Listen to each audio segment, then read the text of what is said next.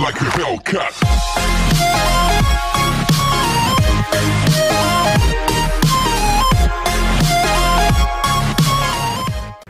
Kalau kita dolim kepada orang di pasar sana, nih para suami, seorang laki-laki berdolim, ada orang di pasar sana, kita ketemu perempuan di pasar, kita caci maki, dosa kok. Mencaci istri, dosa di atas dosa.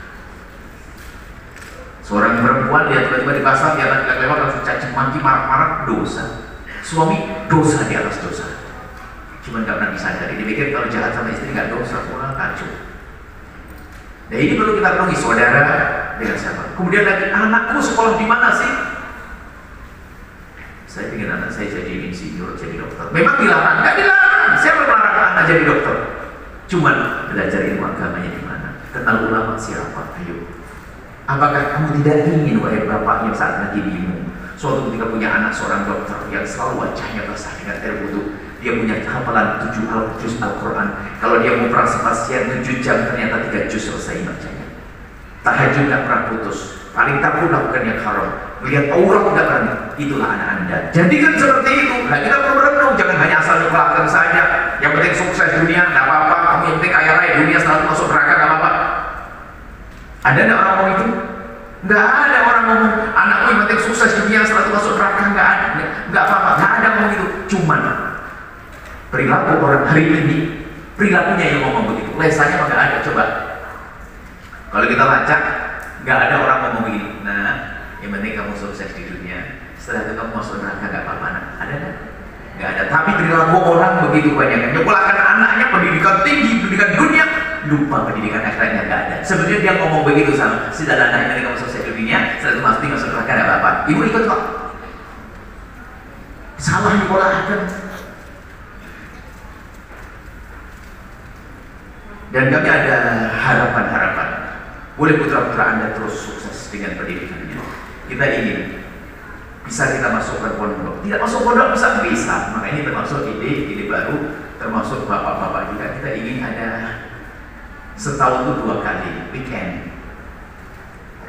Kita ingin belajar di sini boleh dah 2 hari saja deh. Bagaimana mulai dari awal sampai belajar sholat yang benar sampai ini. Kemudian kita masukkan grup tetap sambung. Biar tiba-tiba putra Anda jadi dokter yang hebat, ternyata ahli sujud. Kita ada kerinduan semacam itu. Sebab kalau suruh belajar lama-lama susah. Mungkin seminggu deh, hari Sabtu kan seminggu, Sabtu sampai Ahad. Malam Sabtu mulai nginep. Ada hiburannya dan sebagainya. Sesaat-sesaat dengan kita belajar sholat, baca kitab kepada Allah dan sebagainya. 2 kali deh dalam setahun deh. Itu insya Allah menarik. Kamu dicatat ini kita buat begitu. Ambil hotel yang sekiranya enak. Bapak ibu pun insya Allah bakal siap membiayai anaknya. Hanya 2 hari saja, berapa sih kan begitu. Tapi anaknya insya Allah bagaimana ngerti cara sholat yang baik. Mungkin ada berbisik, ya, kok anak saya sendiri sholat saya nggak berarti. Ibunya mau ada boleh. Baik, itu merenung itu penting. Anak kita sekolah di mana? Jangan latah nyekolahkan anak. Akhirat itu penting. Cari anak kita sekolah SMP favorit, SMA favorit tidak dilarang. Kuliahnya pun di sekolah favorit, oke. Tapi ngajinya di mana itu yang paling penting. Belajar agamanya dengan siapa? Nah, ini adalah gambar tentang manasik batin. Nah, kemudian manasik batin lagi. Yang ketiga, amalan ibadah kan bagi 3. Ibadah seperti orang yang ibadah. Yang kedua adalah merenung begini. Jadi yang jangan orang kalau duduk depan Ka'bah begini. Ini pikir jalan ngelamun. Dia ingat kejadian-kejadian yang dia akan beristighfar. Pengen beristighfar tapi bahannya harus jelas. Ada orang istighfarnya main-main, nggak sadar. Astagfirullahaladzim, astagfirullahaladzim.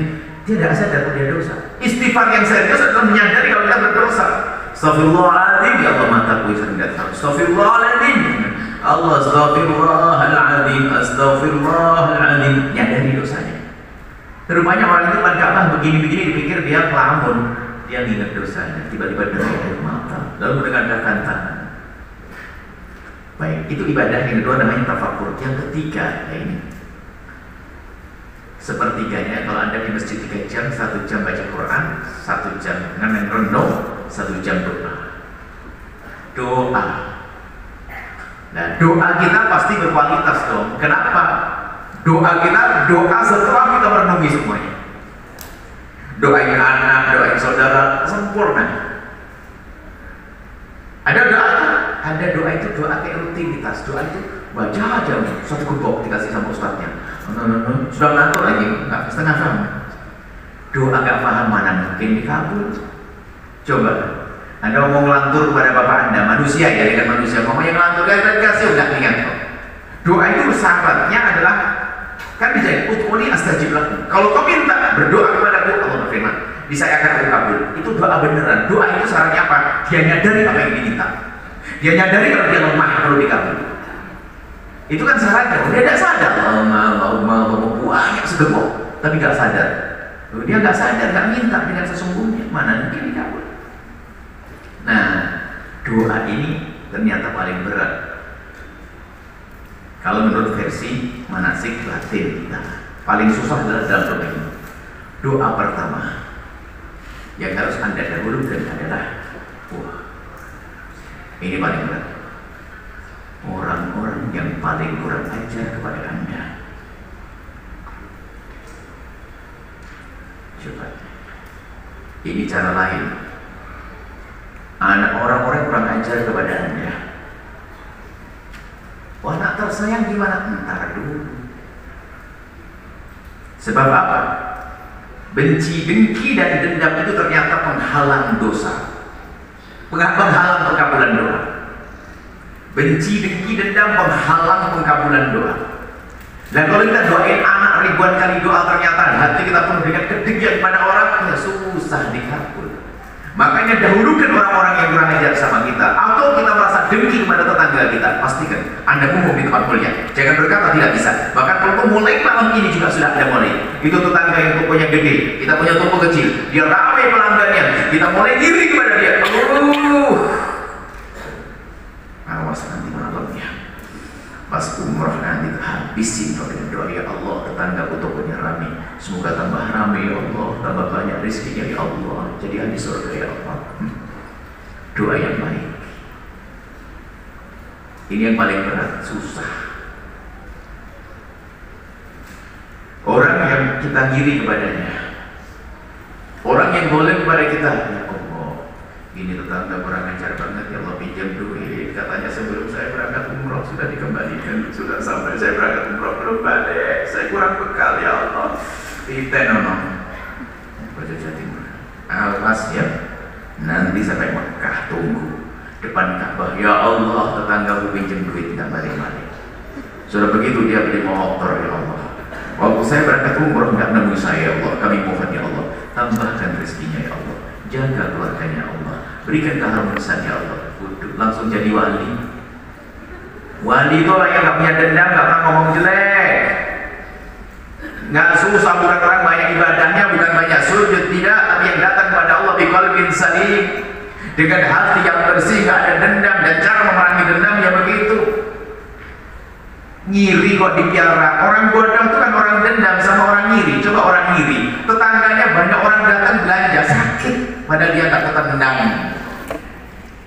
Setelah itu bangun rumah sakit, beli mobil sakit, anaknya sukses kuliah sakit kapok mugapan.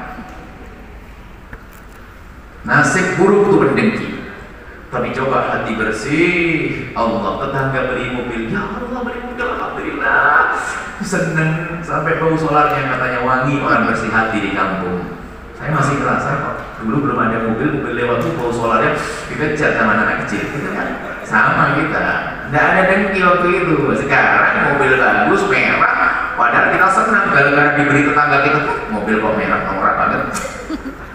Berubah.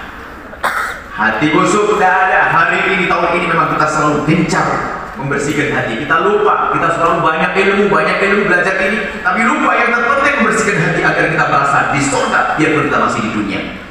Enak kita, mumpung nanti di depan Ka'bah, habisin tuh orang-orang yang kita lagi marah dengan dia, yang menfitnah kita, yang gunjing kita, habisin dia dengan doa-doa. Ya Allah, itu kurang ajar banget dengan zaman fitnah, ya Allah, ampuni dia ya Allah, jaga dia ya Allah. Terasa berat ya. Kenapa amalannya kok susah banget? Ya kita amalannya yang enak, kok kejar langsung gitu aja. Oh nggak bisa dong, berat. Tapi harus, kalau Anda ingin jadi kasih Allah, Anda harus masuk wilayah ini. Tapi belum kuat, coba aja. Saya mau doain, ya Allah, tetangga saya kaya duluan ya Allah. Padahal saya kemarin bilang dia korupsi ya Allah. Karena padahal saya nggak ngerti kalau dia korupsi, hanya karena dia pejabat aja deh. Karena saya ngiri, saya bilang korup. Biasa begitu. Kalau orang ngiri tetangga kaya raya, gara-gara pejabat langsung bilang korupsi. Dia bukan pejabat, kok kaya banget tetangga saya. Bingung, korupsi nggak bisa. Langsung bilang kayak di kampung itu punya tuyul. Wah, ingat nggak di kampung yang pernah punya tuyul? Itu sebetulnya bukan orang punya tuyul, itu ceritanya dari orang yang ngiri nyebar dia punya tuyul. Ada kera putih, ada nyi blorong. Itu sebenarnya adalah sumbernya dari satu orang, sang pendengki. Tempatnya neraka. Sudah di dunia sakit terus, di neraka tersiksa. Ngapain mau orang begitu? Mumpung kita bikin umroh spesial. Pastikan sepertiga waktu Anda tuh berdoa ke orang-orang ajar. Berat memang, tapi agar tidak berat, biasanya kami kasih obat bius. Anda minum dosis obat bius, nanti Anda akan pasti bisa. Seperti ini kan operasi besar. Hari ini kita betul-betul kotor hati. Kita mudah diadu domba, bermusuhan, kebencian dan terusnya. Jadi kotornya hati harus operasi berat. Dan kalau orang operasi berat nggak bisa langsung dibedah begitu, nggak bisa. Harus kasih obat bius. Ibu-ibu kan lagi sesar langsung dibelah begitu, nggak bisa, mati. Pakai obat bius. Sudah ini yang kita lakukan operasi berat. Mendoakan orang itu operasi berat itu nggak gampang. Kalau ada orang bisa kok bisa. Ngomong. Kiai gede pun ngomong susah. Tapi kenapa kiai doain? Karena susah saya harus berlatih. Jadi waktu saya mendoakan, ya Allah, ampuni dia tak kurang ajar padamu, belum tentu tulus loh saya ngomong begitu. Tapi saya harus ngomong begitu. Saya tidak akan ngomong yang jelek. Saya harus latih begitu. Gimana tulus mau dia kurang ajar banget sama kita? Tapi orang beriman tidak boleh mengucapkan kalimat kotor, ya Allah. Kita latih sampai menjadi biasa. Sehingga dalam keadaan apapun kita langsung, ya Allah, berikan kebaikan kepada orang yang kurang ajar kepadaku. Waliullah yang berjalan di atas bumi, biarpun dia tidak pakai jubah, mungkin dia pakai dasi. Ya, bersih hati itu penting. Lu ngapain tidak bersih hati itu? Sebab yang masuk surga dengan cepat tanpa hisab ya manusia begitu. Yang datang pada Allah biqalbin salim, hatinya selalu keadaan yang tidak mencipta. Baik, ada yang bertanya, Bu ya, tutup poin saja deh. Saya ingin gampang doain orang, gimana caranya? Tolong cepat kasih obat bius. Ini saya kasih obat bius, tolong langsung ditelan.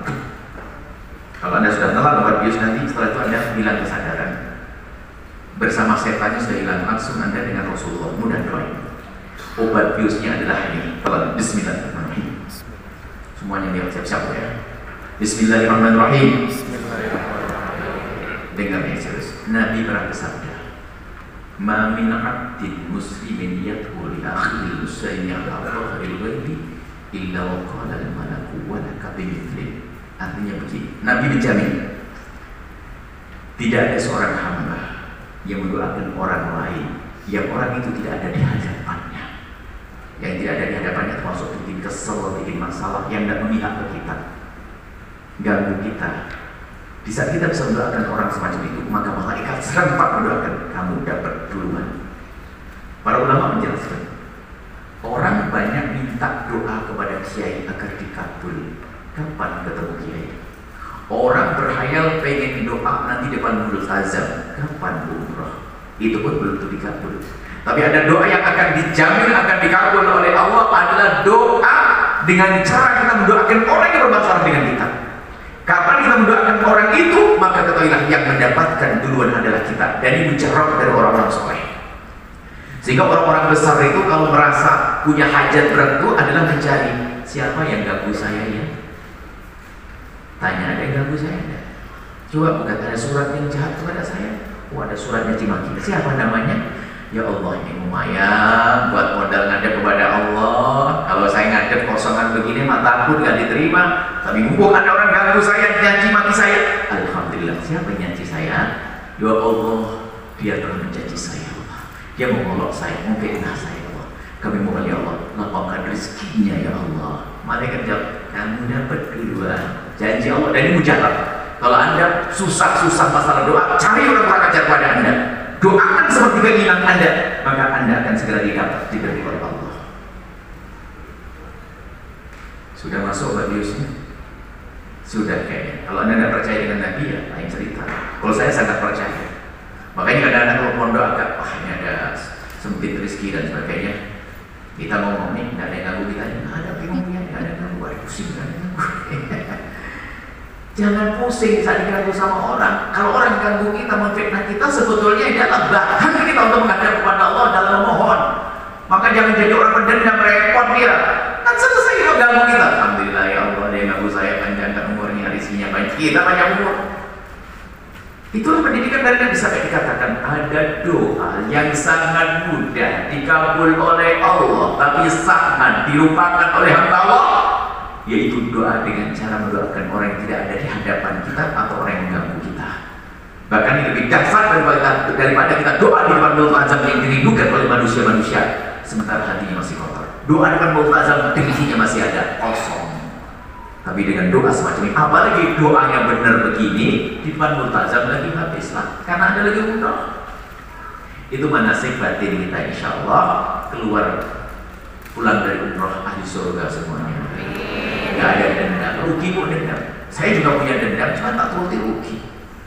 Saya kadang-kadang ini, ya rugi dituruti ngapain. Kalau kita ngiri sama orang, tambah aja, insya Allah. Doain, kasih hadiah. Biar cepat habis lah, ngapain sakit-sakit. Nah inilah manasik yang kami hadirkan, ada 3. Jadi tolong di sana nanti, kalau belanja ibu, bukan tidak boleh belanja, tapi tolonglah, ada orang itu kerjaannya mau belanja, bukan belanja beneran, mau muter kok. Apalagi nanti bulan kita ini bulan lumayan hangat nih, paling enak nanti adalah di mall. Akhirnya ikatnya di mall. Enak, apalagi nanti di depan Zam-Zam Tower itu di ruangan mallnya tuh full AC. Assalamualaikum langsung lari ke situ, nah ini kebelingan. Ya begitu. Jadi kalau belanja dijadwalkan, maksudnya sekali aja 2 kali oke lah. Setiap hari keliling dong gitu. Sayang dong. Kemudian juga yang perlu kami hadirkan, tanda umroh itu diterima oleh Allah. Tanda umroh itu diterima oleh Allah adalah adanya perubahan pada dirimu nanti setelah pulang umroh. 1, harus ada perubahan. Kalau enggak, sekecil apapun harus ada perubahan. Yang kedua, tanda umroh kita diterima oleh Allah di dalam perjalanan kita, hati kita lapang. Lapang pandang tahu blok, seneng aja. Makanya ada sebenarnya, iya, pokoknya saja lapang. Jadi sama suami yang belum marah-marah, gak marah-marah sama ini, pokoknya pelong aja, gak bisa marah. Itu tanda umroh diterima. Tapi ada tanda umroh diterima itu ada orang komplain. Umroh tawaf itu, yang namanya tawaf banyak. Jadi kedesak sudah, kita lihat begitu, gak capek. Itu juga ini, itu juga lagi. Itu kok kenapa komplain? Ribut dong. Sujud tak tanya apa tempat sujudnya, pipinya ketendang kakinya orang. Wah, marah lagi. Digini marah, terus marah.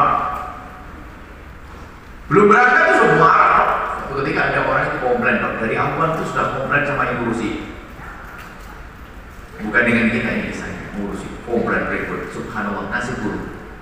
Duduk di kursi, bis itu kan biasa, nggak ada masalah. Pas kursinya itu jebol, marah kita baca dia. Sampai di hotel, toiletnya itu, pembuangan airnya itu sumber, marah-marah lagi. Ya begitulah makanya, marah kok. Sehingga sama istrinya, padahal dia orang kaya, di rumah pabrik sandal barangkali. Di situ gara-gara sandalnya ditinggal sama istrinya, lupa tempat, marah dari masjid sampai hotel. Jangan dari rumah ini, aku panas gitu. Ya sudahlah, kalau sadarilah beli lagi misalnya begitu. Panas ya, tambah pahala gitu aja lah. Bikin senyum dong sama suami sama istri, ribut terus. Makanya tandanya orang suka komplain. Itu adalah tanda tidak diterima. Karena apa? Hatinya yang rusak. Itu bukan komplain kepada hotel, komplain. Jadi kalau di jalan, memang dasar Arab ya, jalannya gak tertib, Arab tertib. Komentar dari awal akhir ada model begitu tuh. Coba ini, padahal di kampungnya juga jalannya bolong-bolong juga. Memang nasibnya nasib komplain itu terus sepanjang hidup komplain. Hati-hati. Kalau Anda termasuk komplainer, ahli komplain, hati-hati. Komplainer, jago komplain, maka Anda umroh kita kayak nggak diterima oleh Allah. Tapi kalau ternyata Anda keinjak lagi, Allah, ya Allah, semoga jadi pahala ini bang soleh banget itu. Ya Allah, apanya hilang jatuh, yakin diganti.